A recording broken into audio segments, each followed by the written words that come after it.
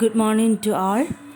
ഇന്ന് നമുക്ക് പഠിക്കാനുള്ള കഴിഞ്ഞ ക്ലാസ്സിൽ ഫിനാൻഷ്യൽ അക്കൗണ്ടിങ്ങിൻ്റെ ലിമിറ്റേഷൻ വരെ നമ്മൾ പഠിച്ചു കഴിഞ്ഞു. അഡ്വാൻറ്റേജസ് ഡിസഡ്വാൻറ്റേജസ് ഒക്കെ പഠിച്ചു കഴിഞ്ഞു. ഇനി നമുക്ക് പഠിക്കാനുള്ളത് അക്കൗണ്ടിങ് പ്രിൻസിപ്പിൾസാണ്. എന്താണ് പ്രിൻസിപ്പിൾസ്, എന്താണ് സ്റ്റാൻഡേർഡ്സ് എന്ന് മുന്നൊന്ന് എക്സ്പ്ലെയിൻ ചെയ്തതാണ്. സോ അക്കൗണ്ടിങ് പ്രിൻസിപ്പിൾസ് എന്ന് പറഞ്ഞാൽ gap, generally accepted accounting principles എന്നാണ് പറയാറ്. ഏതൊരു ബിസിനസ്സിൻ്റെ കേസിലും അവിടെ നടക്കുന്ന കാര്യങ്ങളെല്ലാം റെക്കോർഡ് ചെയ്യപ്പെടുന്നത് ഒരേ രൂപത്തിലാണ്.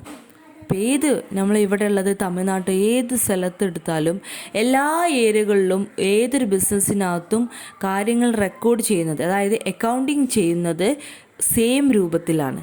അതിന് കാരണം ഈ പ്രിൻസിപ്പിൾസാണ്. ഓക്കെ, അതായത് ഓൾറെഡി ഫിക്സ് ചെയ്ത് വെച്ച റൂൾസ്, മെത്തേഡ്സ്, പ്രൊസീജിയേഴ്സ് ഇതൊക്കെ കീപ്പ് ചെയ്തിട്ടാണ് എല്ലാവരും അക്കൗണ്ടിങ് തയ്യാറാക്കുന്നത്. അതുകൊണ്ട് തന്നെ എല്ലാവരും ഒരേ രൂപത്തിലായിരിക്കും അക്കൗണ്ടിങ് തയ്യാറാക്കുക. ഓക്കെ, അങ്ങനെ ഒരു യൂണിഫോമിറ്റി ഉണ്ടാവാൻ വേണ്ടിയാണ് അക്കൗണ്ടിങ് പ്രിൻസിപ്പിൾസ് ഉണ്ടാക്കിയിട്ടുള്ളത്. A.W. ജോൺസൺ എന്ന വ്യക്തി ഇവിടെ അതിനെ ഡിഫൈൻ ചെയ്യുന്നുണ്ട് എന്താണ് അക്കൗണ്ടിങ് പ്രിൻസിപ്പിൾസ് എന്നുള്ളത്. അപ്പോൾ accounting principles are the assumptions and rules of accounting and the application of those rules, methods, procedures to the actual practice of accounting. അപ്പോൾ അക്കൗണ്ടിങ് പ്രിൻസിപ്പിൾസ് പറഞ്ഞാൽ ഒരു റൂളാണ്, ഒരു നിയമമാണ്. ഓക്കെ, അത് അക്കൗണ്ടിങ് ചെയ്യുന്ന ഏതൊരു ബിസിനസ്മാനും അത് കീപ്പ് ചെയ്യണം.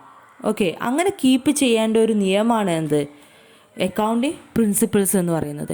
അപ്പോൾ ആ നിയമത്തിനനുസരിച്ചാണ് ഏത് മെത്തേഡ് ഉപയോഗിച്ചുകൊണ്ട് അക്കൗണ്ടിങ് ചെയ്യണം, എങ്ങനെയാണ് അക്കൗണ്ടിങ് ചെയ്യേണ്ടത്, അതായത് ആ പ്രൊസീജിയർ, ആ സ്റ്റെപ്സ് എങ്ങനെയാണ് അക്കൗണ്ടിങ് ചെയ്യേണ്ടത് എന്നുള്ളതിനെക്കുറിച്ചൊക്കെ ഉള്ളൊരു ധാരണ നമുക്ക് ഈ പ്രിൻസിപ്പിൾസിൽ നിന്ന് കിട്ടും. ഏതൊരു വ്യക്തിയും എല്ലാ പ്രവർത്തനങ്ങളും ചെയ്യുന്ന നിയമത്തിനനുസരിച്ചാണ്, അല്ലേ? ആ നിയമം പറഞ്ഞതിനനുസരിച്ചാണ് നമ്മളെല്ലാ പ്രവർത്തനങ്ങളും ചെയ്യുന്നത്. അതുപോലെ തന്നെ അക്കൗണ്ടിങ് ചെയ്യാനും, അതായത് അക്കൗണ്ടിങ് എന്ന് പറഞ്ഞാൽ അറിയാം എന്താണ്, റെക്കോർഡ് ചെയ്യപ്പെടുകയാണ്. അതിന് ഓരോരോ നിയമങ്ങളുണ്ട്. അപ്പോൾ ആ നിയമങ്ങളെക്കുറിച്ചാണ് നമ്മളിപ്പോൾ പഠിക്കാൻ പോകുന്നത്, അക്കൗണ്ടിങ് പ്രിൻസിപ്പിൾസ്. Accounting principles 3 വിധത്തിലാണുള്ളത്. അതിനെ കാറ്റഗറീസ്, അതായത് നിയമങ്ങൾ 3 വിധത്തിലാണ്. First one, accounting concepts or basic assumptions. Second one, basic principles or accounting conventions.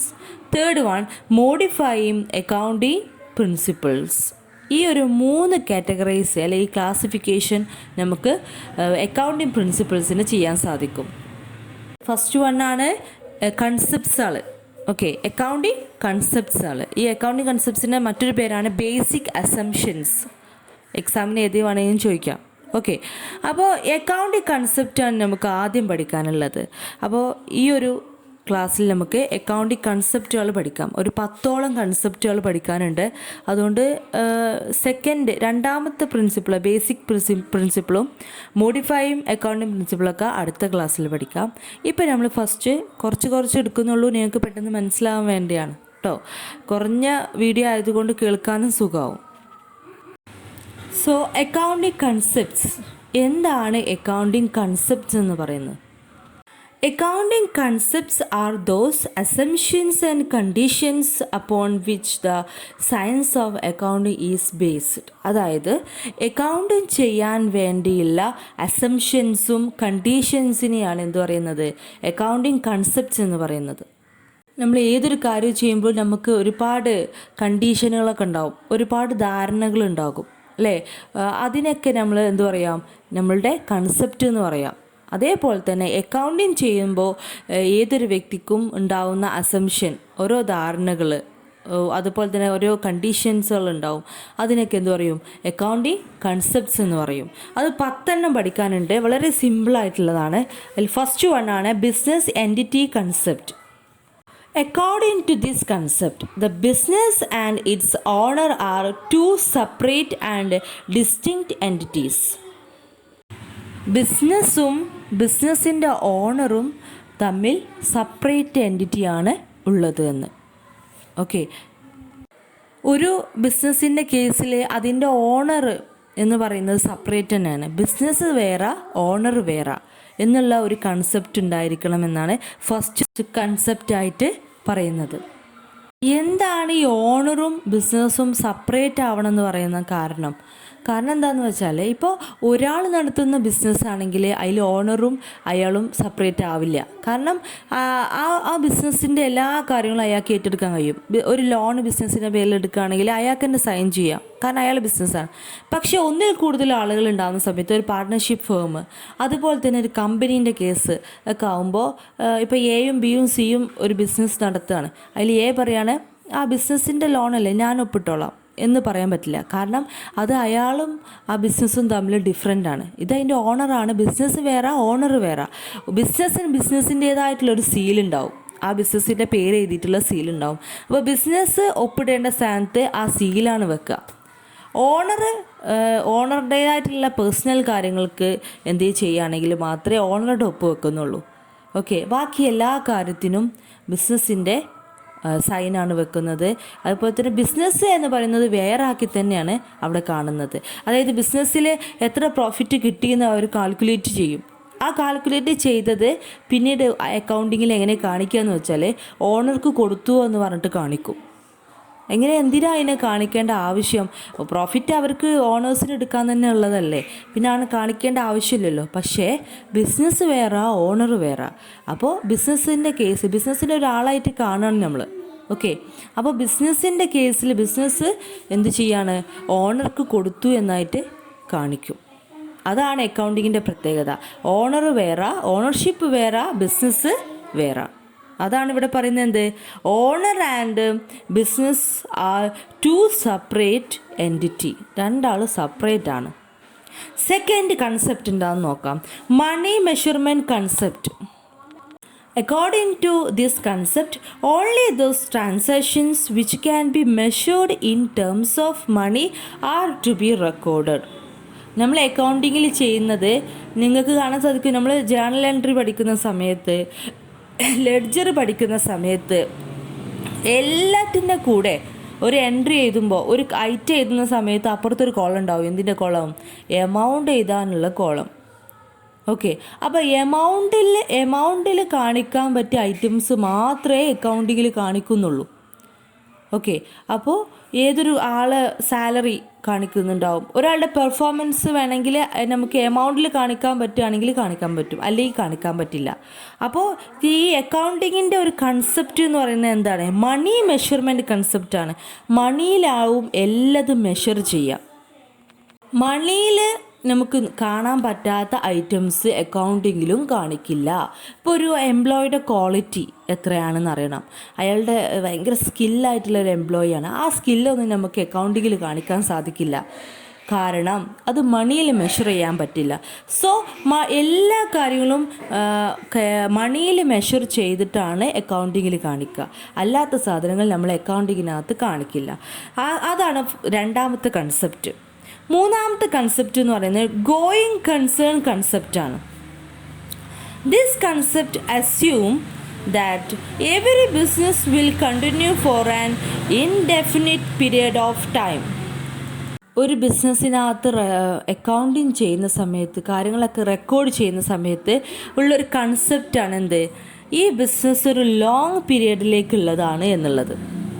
അല്ലെങ്കിൽ നാളെയോ മറ്റന്നാളോ അല്ലെങ്കിൽ ഈ വർഷം ഇത് കഴിഞ്ഞു പോകും, ഈ ബിസിനസ് നിർത്തിപ്പോകും എന്നുള്ള ധാരണ വെച്ചിട്ടൊന്നും ആവില്ല എന്ത് ചെയ്യുന്നത്, ഒരു ബിസിനസ്സിലെ അക്കൗണ്ടിങ് ചെയ്യുന്നത്. അപ്പോൾ ഒരു അക്കൗണ്ടിങ് ചെയ്യുന്നത് എന്തിനു വേണ്ടിയാണ്? ഇപ്പോൾ ഒരു വർഷത്തേക്കുള്ളതാണെങ്കിൽ നമ്മൾ കുറേ കാര്യങ്ങളൊന്നും ശ്രദ്ധിക്കേണ്ട ആവശ്യമില്ല. അപ്പോൾ അതൊരു ഇൻഫിനിറ്റ് ടൈമിലേക്ക്, ഇൻഫിനിറ്റ് പറഞ്ഞാൽ നമുക്ക് നിശ്ചയിക്കാൻ പറ്റാത്തത്, അതായത് ഇത് അവസാനിക്കില്ല, ഈ ബിസിനസ് അങ്ങനെ തുടർന്ന് പോകും എന്നുള്ളതാണ് ഇൻഫിനിറ്റ് കൊണ്ട് ഉദ്ദേശിക്കുന്നത്. ഇപ്പോൾ നമ്മളുടെ അസറ്റ്, മിഷനറി ഒരു അസറ്റാണ്, ലാൻഡ് ഒരു അസറ്റാണ്. ഈ അസറ്റൊക്കെ നമ്മൾ എഴുതുന്ന സമയത്ത് അതിനൊരു എമൗണ്ട് ഇടും. ഓക്കെ, അങ്ങനെ എമൗണ്ട് ഇട്ടിട്ട് എന്ത് ചെയ്യും? പിറ്റത്തെ വർഷം ഇപ്പോൾ ഒരു 10 ലക്ഷത്തിൻ്റെ ലാൻഡാണ്, ആ 10 ലക്ഷം ലാൻഡ് എന്ന് പറഞ്ഞിട്ട് ഒരു 10 ലക്ഷം എന്ന് എഴുതും. ഓക്കെ, പിറ്റത്തതിലും നമ്മൾ, അതായത് ഒരു ഫിക്സഡ് അസറ്റാണ് ലാൻഡ് എന്നൊക്കെ പറയുന്നത്. അപ്പോൾ ആ ഫിക്സഡ് അസറ്റ് വീണ്ടും വീണ്ടും നമ്മളിങ്ങനെ കാണിച്ചു കൊണ്ടിരിക്കുകയാണ് അവിടെ. കാരണം അതൊരു ഫിക്സഡ് അസറ്റാണ്. അതേസമയം കറണ്ട് അസറ്റ് ഉണ്ട്. കറണ്ട് അസറ്റ് എന്ന് പറഞ്ഞാൽ ഒരു ഇയറിൽ തന്നെ ക്യാഷാക്കി മാറ്റാൻ പറ്റുന്ന അസറ്റുകളെ അല്ലെങ്കിൽ ക്യാഷിനെ നമ്മൾ എന്ത് പറയും? കറണ്ട് അസറ്റ് എന്ന് പറയാം. അപ്പോൾ ക്യാഷായിട്ട് നമ്മളെ കയ്യിലുള്ള എമൗണ്ട് എന്താണ്? കറണ്ട് അസറ്റാണ്. ക്യാഷാക്കി മാറ്റാൻ പറ്റുന്ന എമൗണ്ട്, അതായത് സ്റ്റോക്ക്, വിൽക്കാനുള്ള സാധനങ്ങളൊക്കെ എന്താണ്? കറണ്ട് അസറ്റിൽ വരും. ഓക്കെ, അത് പെട്ടെന്ന് തന്നെ നമുക്ക് ക്യാഷാക്കി മാറ്റാൻ സാധിക്കും. പിന്നെ ബില്ല് തരുന്നവർ, ക്യാഷിന് പകരം ബില്ല് തരുന്ന ആളുകളുണ്ട്. ബില്ല് തരും, പിന്നീട് നമുക്കത് ക്യാഷാക്കി മാറ്റിയാൽ മതി. ചെക്കൊക്കെ തരുന്ന പോലെ ബില്ല് തരും, അതിനാണ് ബിൽ റിസീവബിൾ എന്ന് പറയുന്നത്. ഓക്കെ, അങ്ങനെ ബില്ല് തരുന്നവരുണ്ട്. അപ്പോൾ ഇതൊക്കെ ഒരു വർഷം കൊണ്ട് തന്നെ ക്യാഷാക്കി മാറ്റാൻ പറ്റുന്ന, പെട്ടെന്ന് തന്നെ ക്യാഷാക്കി മാറ്റാൻ പറ്റുന്നതിനെയാണ് കറണ്ട് അസറ്റുകൾ എന്ന് പറയുന്നത്. അപ്പോൾ എന്തുകൊണ്ട് കറണ്ട് അസറ്റ്, ഫിക്സഡ് അസറ്റ് എന്നുള്ള ഡിഫറൻസ് കൊടുക്കുന്നു? അതൊരു ലോങ് പീരിയഡിലേക്ക് ബിസിനസ് ഉണ്ട് എന്നുള്ള ചിന്ത കൊണ്ടല്ലേ. അപ്പോൾ ഈ ബിസിനസ് ഇപ്പോഴൊന്നും അവസാനിക്കില്ല. ഇപ്പോൾ തന്നെ ഒരു വർഷത്തേക്കുള്ള ബിസിനസ്സാണ്, 2 വർഷത്തേക്കുള്ള ബിസിനസ് ആണെങ്കിൽ ഫിക്സഡ് അസറ്റ് വേറെയും കറണ്ട് അസറ്റ് വേറെയൊക്കെ വെക്കേണ്ട ആവശ്യമുണ്ടോ? ഇല്ല. അപ്പോൾ ഇതൊരു ഇൻഫിനിറ്റാണ്, ഇതിങ്ങനെ തീരുന്നില്ല. ഒരാൾ ബിസിനസ് തുടങ്ങുമ്പോൾ എന്താ ചിന്തിക്കണം? അയാളെ കൺസെപ്റ്റ് എങ്ങനെ ആയിരിക്കണം?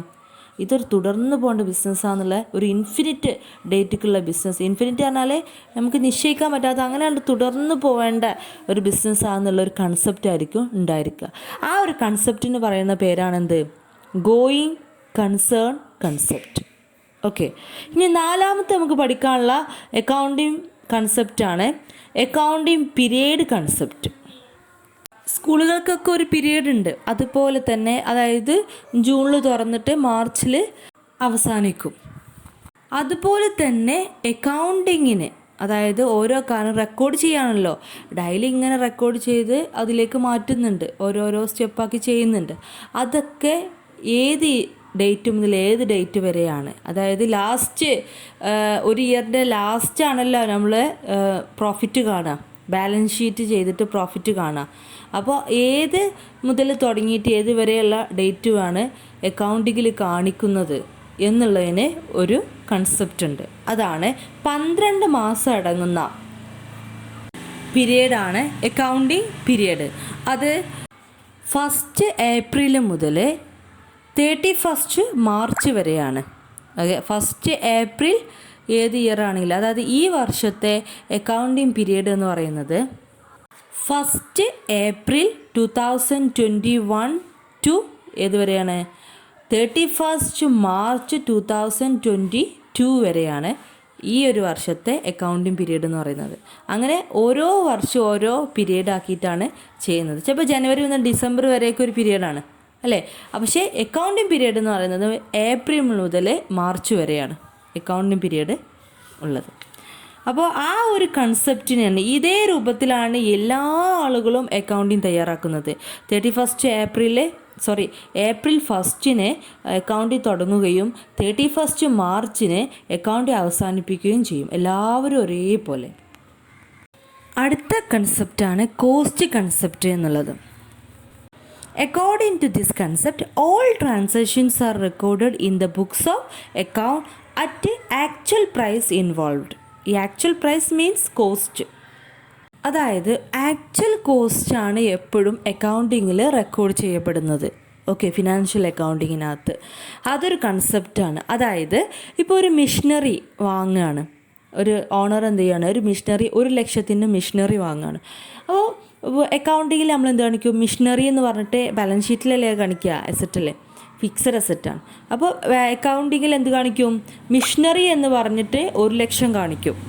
പിറ്റത്തെ വർഷം മിഷനറി എന്ന് പറഞ്ഞിട്ട് 1,00,000 വീണ്ടും കാണിക്കും. ഡിപ്രീസിയേഷനൊക്കെ അതിൽ കുറക്കൊക്കെ ചെയ്യും, അതൊക്കെ വേറെ വിഷയം. പക്ഷേ പിറ്റത്തെ വർഷം ഈ ഒരു മിഷനറിൻ്റെ വാല്യൂ 1,10,000 ആയിട്ടുണ്ടാവും. പക്ഷേ അതിനനുസരിച്ച് അക്കൗണ്ടിങ്ങിൽ മാറ്റം, മാർക്കറ്റ് പ്രൈസിനനുസരിച്ച് മാറ്റം വരുത്തൂല. നമ്മൾ എത്ര പൈസക്കാണോ ആക്ച്വലായിട്ട് വാങ്ങിയത് ആ പൈസ തന്നെ ആയിരിക്കും ഏത് വർഷം കഴിഞ്ഞാലും അതിന് കാണിക്കുക. ആ ഒരു പൈസയുടെ ബേസിലായിരിക്കും കാണിക്കുക. അപ്പോൾ ആ ഒരു കൺസെപ്റ്റാണ് കോസ്റ്റ് കൺസെപ്റ്റ് എന്ന് പറയുന്നത്. അപ്പോൾ ഒരു സാധനം വാങ്ങണമെങ്കിൽ എത്ര കോസ്റ്റായി, എത്ര ചിലവായി, അതിൻ്റെ ബേസിലാണ് ആ സാധനത്തിന് വില കാണിക്കുക. ഓക്കെ, അതിന് പിന്നീട് വില കൂടും കുറയൊക്കെ ചെയ്യുന്നതനുസരിച്ചൊന്നും ആ വിലയിൽ മാറ്റം വരുത്തില്ല. നമ്മൾ കുറച്ചും കൂടി വ്യക്തമാക്കി പറയുകയാണെങ്കിൽ, ഇപ്പോൾ ഒരു മിഷനറി 1,00,000 മെഷീനറി വാങ്ങി നമ്മൾ വിചാരിക്കുക ഈ ഏപ്രിൽ. അപ്പോൾ ഏപ്രിലിൻ്റെ ഡേറ്റ് ഇട്ടുകൊണ്ട് മെഷീനറി എന്ന് പറഞ്ഞിട്ട് 1,00,000 എന്ന് എഴുതും.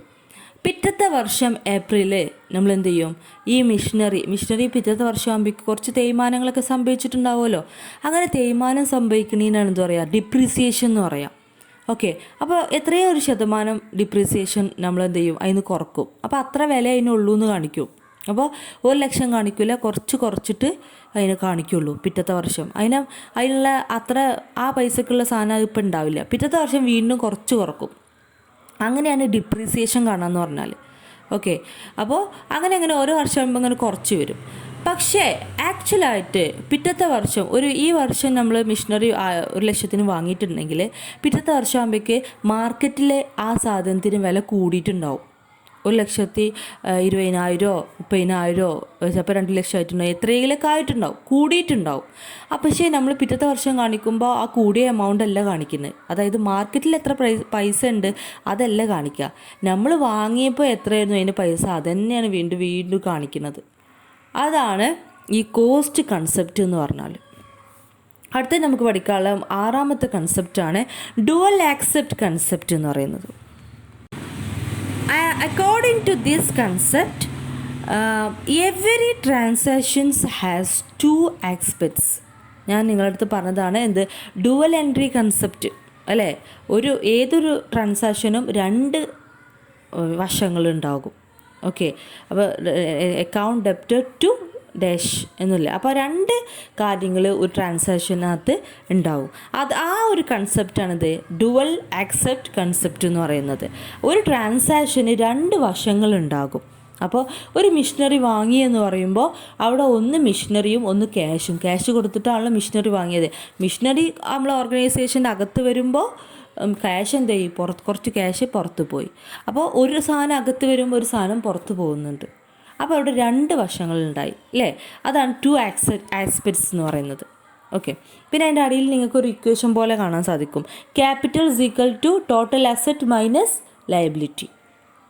അതേപോലെ തന്നെ ടോട്ടൽ അസറ്റ് എന്ന് പറയുന്നത് capital plus liability. Total assets എന്ന് പറഞ്ഞാൽ ടോട്ടൽ ലയബിലിറ്റിയാണ്. ഓക്കെ, അപ്പോൾ അസറ്റ് എത്രയുണ്ടോ അതേ അളവിൽ തന്നെ ലയബിലിറ്റി ഉണ്ടാവും. അതാണ് ഡുവൽ ആസ്പെക്റ്റ് കൺസെപ്റ്റ് എന്ന് പറയുന്നത്. അപ്പോൾ ഡുവൽ ആസ്പെക്ട്സ് കൺസെപ്റ്റ് പറഞ്ഞാൽ 2 വശം എപ്പോഴും തുല്യമായിരിക്കും. ഇപ്പോൾ ബാലൻസ് ഷീറ്റിലായാലും ട്രയൽ ബാലൻസിലായാലും ഒക്കെ 2 വശം തുല്യമാവുന്നത് എന്തുകൊണ്ടാണ്, ഈ ഡുവൽ ആസ്പെക്റ്റ് കൺസെപ്റ്റ് കൊണ്ടാണ്. അതായത് അസറ്റ് എത്ര ഒരു ഓർഗനൈസേഷനകത്തുണ്ട്, ഒരു ബിസിനസ്സിനകത്ത് എത്ര അസറ്റ് ഉണ്ട് അത്ര തന്നെ ലയബിലിറ്റിയും ഒരു തെല്ല് പോലും വ്യത്യാസമില്ലാതെ കറക്റ്റ് അത്ര തന്നെ ലയബിലിറ്റിയും ഉണ്ടായിരിക്കും. ആ ഒരു കൺസെപ്റ്റാണ് എന്ത് പറയുന്നത്, ഡുവൽ ആസ്പെക്റ്റ് കൺസെപ്റ്റ്. ഇങ്ങനൊരു കൺസെപ്റ്റ് ഉള്ളത് കൊണ്ടാണ് ബാലൻസ് ഷീറ്റ് നമുക്ക് ഈക്വലാക്കാൻ സാധിക്കും. 2 സൈഡും, അസറ്റിൻ്റെ സൈഡും ലയബിലിറ്റിൻ്റെ സൈഡും എല്ലാ വർഷത്തിൻ്റെ ലാസ്റ്റും നമുക്ക് ഈക്വലാക്കി കിട്ടുന്നത്. ഓക്കെ, അടുത്ത നമുക്ക് പഠിക്കാനുള്ള കൺസെപ്റ്റാണ് റിയലൈസേഷൻ കൺസെപ്റ്റ്. തീർച്ചയായും ഇതൊക്കെ കറക്റ്റ് പഠിച്ചു വെക്കണം. അത് അക്കൗണ്ടിങ്ങിൻ്റെ ബേസുകളാണ് ഈ പറയുന്നതൊക്കെ. ഈ റിയലൈസേഷൻ കൺസെപ്റ്റിനെ റവന്യൂ റെക്കഗ്നിഷൻ കൺസെപ്റ്റ് എന്നും കൂടി പറയാറുണ്ട്. അതിന് കാരണം എന്താണെന്ന് വെച്ചാൽ, according to this concept revenue is recognised when a sale is made or a service is rendered to customers, whether it is a cash sale or a credit sale or an instalment sale. അപ്പോൾ ഇവിടെ എന്താ ഉദ്ദേശിക്കുന്നതെന്ന് വെച്ചാൽ, ഒരു revenue നടക്കുമ്പോൾ, ഒരു ഇൻകത്തിൻ്റെ കേസിൽ അല്ലെങ്കിൽ റവന്യൂവിൻ്റെ കേസിൽ അത് നടക്കുന്ന സമയത്ത് അത് ഏത് സമയത്ത് അതിൻ്റെ പൈസ കിട്ടിയാലോ അത് നടക്കുമ്പോൾ തന്നെ അത് റെക്കോർഡ് ചെയ്യപ്പെടും. ഒരു എക്സാമ്പിൾ പറയുകയാണെങ്കിൽ, ഇപ്പോൾ ഒരു സാധനം വിറ്റു, സെയിൽ ചെയ്തു ഒരു സാധനം ഒരു ബിസിനസ് അയാൾ ചെയ്തത് മാർച്ചിലാണ്. മാർച്ചിൽ ആ സാധനം വിറ്റു, പക്ഷേ പൈസയൊന്നും അപ്പോൾ കിട്ടിയില്ല.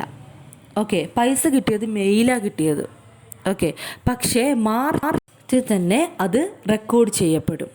ഓക്കെ, അപ്പോൾ സെയിൽ ചെയ്തു എന്ന് പറഞ്ഞിട്ട് കടത്തിനായത് കൊണ്ട് ആൾ കണ്ട് ഇപ്പോഴും പൈസ കിട്ടിയില്ലല്ലോ, കടത്തിനല്ലേ ആ സെയിൽ ചെയ്തത്, അതുകൊണ്ട് ആളെ പേര് വെച്ചുകൊണ്ട് ആ ഒരു എമൗണ്ട് അവിടെ കാണിക്കും. ഓക്കെ, സത്യത്തിൽ ആ മാർച്ചിൽ ആ എമൗണ്ട് കിട്ടിയിട്ടില്ല, നമ്മൾ വിറ്റിട്ടേ ഉള്ളൂ, പൈസ ഇങ്ങോട്ട് കിട്ടിയിട്ടില്ല. എന്നിരുന്നാലും മെയിലേ കിട്ടുന്നുള്ളൂ, എന്നിരുന്നാലും അത് വിറ്റു എന്ന് പറഞ്ഞിട്ട് മാർച്ചിൽ തന്നെ ആ എമൗണ്ട് കാണിക്കും. അങ്ങനെ ഒരു കൺസെപ്റ്റാണ് എന്ത് പറയുന്നത്, റിയലൈസേഷൻ കൺസെപ്റ്റ്. അതായത് കടത്തിനാണെങ്കിൽ ഇവിടെ പറഞ്ഞതാണ്, ക്യാഷ് സെയിലാവട്ടെ, ക്രെഡിറ്റ് സെയിൽ എന്ന് പറഞ്ഞാൽ കടത്തിനുള്ള സെയിലാവട്ടെ, അല്ലെങ്കിൽ ഇതൊരു ഇൻസ്റ്റാൾമെൻറ്റ് സെയിലായിക്കോട്ടെ, അതായത് കുറച്ച് ഇങ്ങനെ കൊടുക്കുക, ആദ്യം കുറച്ച് എമൗണ്ട് കൊടുക്കും, പിന്നെ കുറച്ചൊരു എമൗണ്ട് കൊടുക്കും, അങ്ങനെയാണെങ്കിൽ പോലും. അപ്പോൾ എങ്ങനെ ആയിക്കോട്ടെ, സെയിൽ നടക്കുന്നത് എന്നാണോ അന്ന് തന്നെ ആ ഫുൾ എമൗണ്ടും അക്കൗണ്ടിൽ കാണിച്ചിരിക്കും. അന്ന് സെയിൽ നടന്ന് ക്യാഷ് കിട്ടിയ പോലെ തന്നെ കാണിച്ചിരിക്കും. അതൊരു ക്രെഡിറ്റ് സെയിലാണെന്ന് അവിടെ കാണിക്കും. ക്രെഡിറ്റ് സെയിലാണെങ്കിൽ ക്രെഡിറ്റ് സെയിൽ എന്ന് കാണിക്കും, ഇൻസ്റ്റാൾമെൻ്റ് ആണെങ്കിൽ അങ്ങനെ അവിടെ കാണിക്കും. പക്ഷേ ആ എമൗണ്ട് ഫുള്ളായി തന്നെ അവിടെ കാണിക്കും. അതാണ് ഈ അക്കൗണ്ടിങ്ങിലെ വേറൊരു കൺസെപ്റ്റ്. അതിൻ്റെ പേരാണ് റിയലൈസേഷൻ കൺസെപ്റ്റ്. അപ്പോൾ ഇത് വ്യക്തമായെന്ന് വിചാരിക്കുന്നു. ഇത്രയേ ഉള്ളൂ. ഒരു സെയിൽ അല്ലെങ്കിൽ ഒരു പർച്ചേസ് നടത്തുകയാണെങ്കിൽ ആ നടത്തിയ ആ ടൈമിൽ തന്നെ അതിൻ്റെ എമൗണ്ട് കാണിക്കും. ചിലപ്പോൾ അതിൻ്റെ പൈസ കിട്ടുന്നത് 6 മാസം കഴിഞ്ഞിട്ടാവും, ചിലപ്പോൾ അതിൻ്റെ പൈസ കിട്ടുന്നത് 1 വർഷം കഴിഞ്ഞിട്ടാവും. എന്നിരുന്നാലും പർച്ചേസ് ചെയ്തു എന്ന് പറഞ്ഞിട്ട്, അല്ലെങ്കിൽ സെയിൽ ചെയ്തു എന്ന് പറഞ്ഞിട്ട് അവിടെ കാണിച്ചും ആ ഫുൾ എമൗണ്ടും അവിടെ അക്കൗണ്ടിൽ കാണിക്കും കിട്ടിയ രൂപത്തിൽ. പക്ഷേ അത് ശരിക്കും കിട്ടിയിട്ടില്ല എന്നുണ്ടെങ്കിൽ ആരാണോ തരാനുള്ളത് അല്ലെങ്കിൽ ആർക്കാണോ കൊടുക്കാനുള്ളത് അയാളുടെ പേര് മാത്രം അവിടെ വയ്ക്കും. ഓക്കെ, ഇതൊരു അക്കൗണ്ടിങ്ങിൻ്റെ പ്രത്യേകതയാണ്. സാധാരണ പൊതുവേ പൈസ കയ്യിൽ കിട്ടിയാലേ നമ്മൾ എന്ത് ചെയ്യുള്ളൂ, ഏതൊരു സാധനം അത് പൂർണ്ണമായി എന്ന് വിചാരിക്കുള്ളൂ, അല്ലേ? പൈസ ഇപ്പോൾ ഇന്ന് ഞാനൊരു സാധനം വിറ്റു, ഒരാഴ്ച കഴിഞ്ഞിട്ടാണ് അതിൻ്റെ പൈസ കിട്ടണമെങ്കിൽ അന്നേ അത് വിറ്റ പോലെ എനിക്ക് തോന്നാറുള്ളൂ. ഓക്കെ, അപ്പോൾ അക്കൗണ്ടിങ്ങിൻ്റെ കേസ് അങ്ങനെയല്ല. ഇന്ന് ഞാൻ ആ സാധനം കൊടുത്തിട്ടുണ്ടെങ്കിൽ ഇന്ന് തന്നെ ആ പൈസ നമ്മൾ എന്ത് ചെയ്യും, വിറ്റു എന്ന് പറഞ്ഞിട്ട് ആ പൈസയും കൂടി അക്കൗണ്ടിൽ കാണിക്കും. കൺസെപ്റ്റാണ് മാച്ചിങ് കൺസെപ്റ്റ്. ഈ മാച്ചിങ് കൺസെപ്റ്റ് എന്നുകൊണ്ട് ഉദ്ദേശിക്കുന്നത്, ഇപ്പോൾ ഇതൊരു എന്തിൻ്റെ ബേസിലാണ് ഇത് ചെയ്യുന്നതെന്ന് വെച്ചാൽ, നമ്മൾ മുന്നേ ഒരു കൺസെപ്റ്റ് പഠിച്ചില്ലേ, അക്കൗണ്ടിങ് പീരീഡ് കൺസെപ്റ്റ്. അതായത് April 1 മുതൽ ആ പിറ്റത്തെ വർഷത്തെ 31 മാർച്ച് വരെയാണ് ഒരു അക്കൗണ്ടിങ് പീരീഡ് എന്ന് പറയുന്നത്. അപ്പോൾ ആ പീരീഡിൻ്റെ ബേസിലാണ് ഈ മാച്ചിങ് കൺസെപ്റ്റ് ഉള്ളത്. അതായത് ആ ഒരു വർഷത്തെ അത്രയും പീരീഡിൽ വരുന്ന എക്സ്പെൻസ്, അത്രയും പീരീഡ് വരുന്ന റവന്യൂ പറഞ്ഞാൽ ഇൻകം. അപ്പോൾ ആ എക്സ്പെൻസും ആ റവന്യൂവും കൂടി മാച്ച് ചെയ്തിട്ടാണ് നമ്മൾ എന്ത് കാണുന്നത്, പ്രോഫിറ്റ് ആണോ ലോസ് ആണോ എന്നൊക്കെ കാണുന്നത്. ഇപ്പോൾ 31 മാർച്ചിനകത്ത് നമ്മൾ ആ വർഷത്തെ മൊത്തം എക്സ്പെൻസും ആ വർഷത്തെ മൊത്തം റവന്യൂ ഇൻകവും കൂടി നോക്കിക്കഴിഞ്ഞ് അതിൽ ഇൻകമാണ് കൂടുതലെങ്കിൽ അവിടെ പ്രോഫിറ്റ് ആണെന്നും അവിടെ എക്സ്പെൻസ് ആണ് കൂടുതലെങ്കിൽ അവിടെ ലോസ് ആണെന്നും നിശ്ചയിക്കും.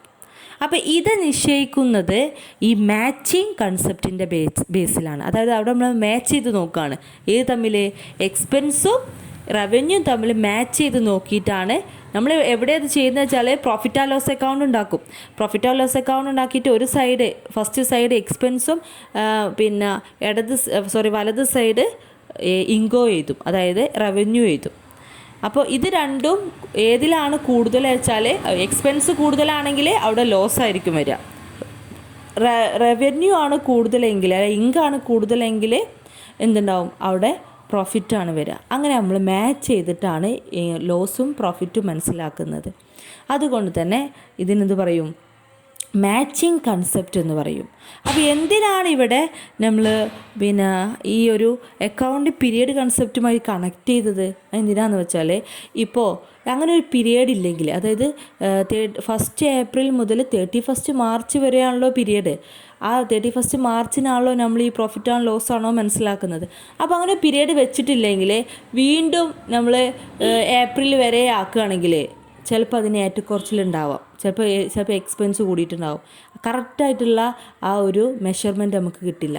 പിറ്റത്തെ വർഷം വീണ്ടും കുറയും. മറ്റേ 12 മാസം എന്നുള്ള കണക്ക്, എന്നിട്ട് പിറ്റത്തെ വർഷം വീണ്ടും 12 മാസം എടുക്കുകയാണ്. അങ്ങനെ എടുത്തിട്ട് നോക്കുമ്പോഴാണ് നമുക്ക് കറക്റ്റാക്കി മനസ്സിലാക്കാൻ സാധിക്കും. ഓക്കെ, അല്ലാതെ നമുക്ക് തോന്നുമ്പോഴാണ് എടുക്കുന്നതെങ്കിൽ ഒരു വർഷം നമ്മൾ ഇപ്പോൾ 14 മാസമൊക്കെ നോക്കുന്നുണ്ടാവും, അപ്പോഴേ കാര്യം ഇപ്പോൾ കാൽക്കുലേറ്റ് ചെയ്യുന്നത്. പിന്നെ പിറ്റത്തെ മാസം ഇപ്പോൾ 6 മാസം കഴിയുമ്പോൾ തന്നെ കാൽക്കുലേറ്റ് ചെയ്യും. അങ്ങനെയൊക്കെ നോക്കുകയാണെങ്കിൽ നമുക്ക് കറക്റ്റായിട്ട് കാണാൻ സാധിക്കില്ല. അപ്പോൾ 31 ഏപ്രിൽ മുതൽ 31 മാർച്ച് വരെയുള്ള എല്ലാ എക്സ്പെൻസും എല്ലാ റവന്യൂവും കമ്പയർ ചെയ്തിട്ട് മാച്ച് ചെയ്തിട്ട് നോക്കും. അതിനനുസരിച്ച് പ്രോഫിറ്റ് ആണോ ലോസ് ആണോ എന്ന് മനസ്സിലാക്കും. അതിനാണ് എന്ത് പറയുന്നത്, മാച്ചിങ് കൺസെപ്റ്റ് എന്ന് പറയുന്നത്. അടുത്ത് നമുക്ക് പഠിക്കാനുള്ളത് അക്രൂവൽ കൺസെപ്റ്റാണ്. ഈ അക്രൂഡ് കൺസെപ്റ്റ് എന്ന് പറഞ്ഞാൽ നമ്മളെന്താ പറയുക, it means to fall due എന്നാണ്. ഓക്കെ, ഇപ്പോൾ ഇൻകത്തിൻ്റെ കേസായാലും എക്സ്പെൻസിൻ്റെ കേസായാലും അത് ഇപ്പോൾ എക്സ്പെൻസ് പേ ചെയ്തിട്ടുണ്ടെങ്കിലും ഇല്ലെങ്കിലും അത് പേ ചെയ്യേണ്ട ടൈം ആയാൽ പേ ചെയ്തു എന്ന് കാണിക്കണം. ഓക്കെ, അപ്പോൾ ഒരു എക്സാമ്പിൾ പറയുകയാണെങ്കിൽ ഇപ്പോൾ ഇതും നമ്മൾ റിയലൈസേഷൻ കൺസെപ്റ്റ് ഏകദേശം ഒന്നാണ്, ഏകദേശം സെയിം ആണ്. ഓക്കെ, അപ്പോൾ ഇവിടെ അക്രൂഡ് കൺസെപ്റ്റ് കൊണ്ട് ഉദ്ദേശിക്കുന്നത് ഇപ്പോൾ ഏതെങ്കിലും ഒരു ഡേറ്റിൽ, അതായത് ഇപ്പോൾ ജൂൺ 1 അഡ്വർടൈസ്മെൻറ്റ് അല്ലെങ്കിൽ കറണ്ട് ബില്ല് അടക്കാനുണ്ട്. അതൊരു എക്സ്പെൻസ് ആണല്ലോ, പക്ഷേ നമ്മൾ അടക്കുന്നില്ല. അടക്കാൻ നമുക്ക് ഇപ്പോൾ അടക്കാൻ കഴിയുന്നില്ല എന്ന് വിചാരിക്കുക. പക്ഷേ ആ ജൂൺ 1 അടക്കേണ്ട കറണ്ട് ബില്ല് ജൂൺ 1 എന്ന് പറഞ്ഞിട്ട് തന്നെ നമ്മൾ അക്കൗണ്ടിൽ കാണിക്കണം. അതെന്ത് പറയും, അക്രൂഡ് അല്ലെങ്കിൽ ഔട്ട്സ്റ്റാൻഡിങ് എക്സ്പെൻസസ് ആണ്, അല്ലെങ്കിൽ പിന്നെ പ്രീപെയ്ഡ് എക്സ്പെൻസ് ആണ്, അങ്ങനെയൊക്കെ പറഞ്ഞ ഒരുപാട് സംഗതികളുണ്ട്. അടക്കാനുണ്ട്, അടച്ചിട്ടില്ല എന്ന് പറഞ്ഞിട്ട് എന്ത് ചെയ്യണം, നമ്മൾ കറണ്ട് ബില്ല് എന്ന് പറഞ്ഞിട്ട് ആ കറക്റ്റ് ഡേറ്റിൽ തന്നെ കാണിക്കണം. പക്ഷേ അത് അടച്ചിട്ടുണ്ടോ, എക്സ്പെൻസ് അടച്ചാലും അടച്ചില്ലെങ്കിലും അടയ്ക്കേണ്ട സമയത്ത് അക്കൗണ്ടിൽ കാണിച്ചിരിക്കണം. ഓക്കെ, അതേപോലെ തന്നെ ഇങ്കും അതുപോലെ തന്നെയാണ്. നമുക്ക് കുറച്ച് പൈസ കിട്ടാനുണ്ട് എന്ന് ഇപ്പോൾ ഫെബ്രുവരി 2-ാം തീയതി നമുക്ക് കുറച്ച് പൈസ കിട്ടാനുണ്ട്.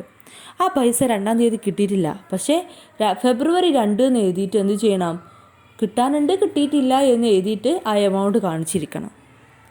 അപ്പോൾ ഒരു സാധനം, ഒരു ഇൻകം കിട്ടിയാലും കിട്ടിയില്ലെങ്കിലും, ഒരു എക്സ്പെൻസ് അടച്ചാലും അടച്ചിട്ടില്ലെങ്കിലും അടയ്ക്കേണ്ട ടൈം ആവുമ്പോൾ അല്ലെങ്കിൽ കിട്ടേണ്ട ടൈം ആവുമ്പോൾ അത് അക്കൗണ്ടിൽ കാണിച്ചിരിക്കണം. അതിന് പറയുന്ന പേരാണ്, ഈ ഒരു കൺസെപ്റ്റിന് പറയുന്ന പേരാണ് അക്രൂഡ് കൺസെപ്റ്റ്.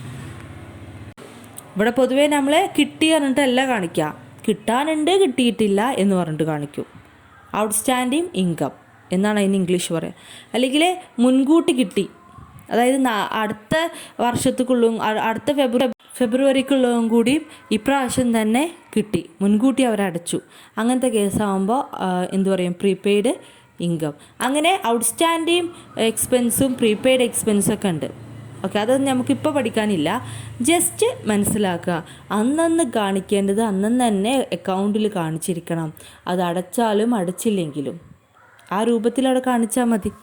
ഓക്കെ, അതിനാണ് എന്ത് പറയുക, അക്രൂവൽ കൺസെപ്റ്റ് എന്ന് പറയുന്നത്. ലാസ്റ്റ് നമുക്ക് പഠിക്കാനുള്ള കൺസെപ്റ്റാണ്. ഈ കൺസെപ്റ്റൊക്കെ കറക്റ്റ് മനസ്സിലാക്കണം, കാരണം അക്കൗണ്ടിങ് ചെയ്യുന്നത് തന്നെ ഈ ഒരു കൺസെപ്റ്റിൻ്റെയൊക്കെ ബേസിലാണ്. ഒബ്ജക്റ്റിവിറ്റി കൺസെപ്റ്റാണ് ലാസ്റ്റ് 10ാമത്തെ concept. According to objectivity concept, each recorded transactions in the books of account should have an adequate evidence to support it. അപ്പോൾ ഒബ്ജക്റ്റിവിറ്റി കൺസെപ്റ്റ് എന്ന് പറയുന്നത് നമ്മൾ റെക്കോർഡ് ചെയ്യപ്പെടുന്ന എല്ലാ കാര്യങ്ങളും, അക്കൗണ്ടിങ്ങിനകത്ത് റെക്കോർഡ് ചെയ്യുന്ന എല്ലാ കാര്യങ്ങൾക്കും അതിൻ്റേതായിട്ടുള്ള തെളിവുകൾ ഉണ്ടായിരിക്കണം.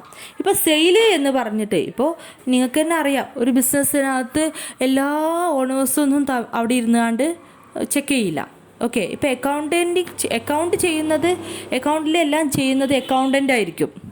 ഓക്കെ, അപ്പോൾ അത് ഓണേഴ്സിന് എല്ലാവർക്കും മുന്നിലും അത് വിശ്വസിപ്പിക്കേണ്ട ആവശ്യകത ഉണ്ട്. ഓക്കെ, എന്തെങ്കിലും റെക്കോർഡ് ചെയ്തിട്ട് കാര്യമില്ല. അപ്പോൾ 1,00,000 രൂപയുടെ സെയിൽ നടന്നു എന്ന് പറയുകയാണെങ്കിൽ ആ സെയിൽ നടന്നതിൻ്റെ ബില്ലും കാര്യങ്ങളൊക്കെ സൂക്ഷിച്ചു വച്ചിരിക്കണം. ഓക്കെ, അതാണ് ഇവിടെ പറഞ്ഞത്. എന്ത് വേണം, advocate evidence to support it. ഏത് കാര്യം റെക്കോർഡ് ചെയ്യപ്പെടുമ്പോഴും അതിനനുസരിച്ചുള്ള തെളിവ് നമ്മളുടെ കയ്യിൽ ഉണ്ടായിരിക്കണം. തെളിവ് കൊണ്ട് ഉദ്ദേശിക്കുന്നത് വൗച്ചേഴ്സ് ആവാം, റെസിപ്റ്റ് ആവാം, ഇൻവോയ്സസ് ആവാം, ഇതൊക്കെ പറഞ്ഞ ബില്ലുകളാണ്. ഓക്കെ, ഇപ്പോൾ ഒരു നമ്മൾ സെയിൽ ചെയ്യുമ്പോൾ നമ്മളെന്ത് ബില്ല് ഉണ്ടാവാറുണ്ട്. ആ ബില്ല് നമ്മൾ എടുത്തു വയ്ക്കണം, ഇത്ര രൂപയുടെ സെയിൽ ചെയ്തു എന്നുള്ളതിന് തെളിവാണത്. ഓക്കെ, ഇപ്പോൾ നമ്മൾ മെഷീനറി പർച്ചേസ് ചെയ്യുമ്പോഴും നമുക്ക് ബില്ല് കിട്ടും. ഓക്കെ, അങ്ങനെ ഏതൊരു സാധനത്തിനും അതിൻ്റേതായ തെളിവുകൾ എടുത്തു വയ്ക്കുക എന്നുള്ളത് അക്കൗണ്ടിങ്ങിൻ്റെ ഒരു കൺസെപ്റ്റാണ്. അതിനെ പറയുന്ന പേരാണ് ഒബ്ജക്റ്റിവിറ്റി കൺസെപ്റ്റ്. അപ്പോൾ ഇത്രയാണ് കൺസെപ്റ്റുകൾ. അടുത്ത ക്ലാസ്സിൽ ഇതൊരു പ്രിൻസിപ്പിൾസാണ് നമ്മൾ പഠിച്ചുകൊണ്ടിരിക്കുന്നത്. അതിൽ പ്രിൻസിപ്പിൾസിൻ്റെ ഫസ്റ്റ് ഭാഗമാണ് കൺസെപ്റ്റുകൾ. രണ്ടാമത്തെ ഭാഗമാണ് basic principles or accounting conventions. Okay, മൂന്നാമത്തെ ഭാഗമാണ് മോഡിഫൈയിങ് അക്കൗണ്ടിങ് പ്രിൻസിപ്പിൾസ്. അപ്പോൾ ഇതൊക്കെ നമുക്ക് പഠിക്കാനുള്ളതാണ്. അപ്പോൾ ഫസ്റ്റ് ഭാഗമായ കൺസെപ്റ്റുകളെക്കുറിച്ച് 10 കൺസെപ്റ്റ് ഇപ്പോൾ പഠിച്ചു കഴിഞ്ഞു. Thank you.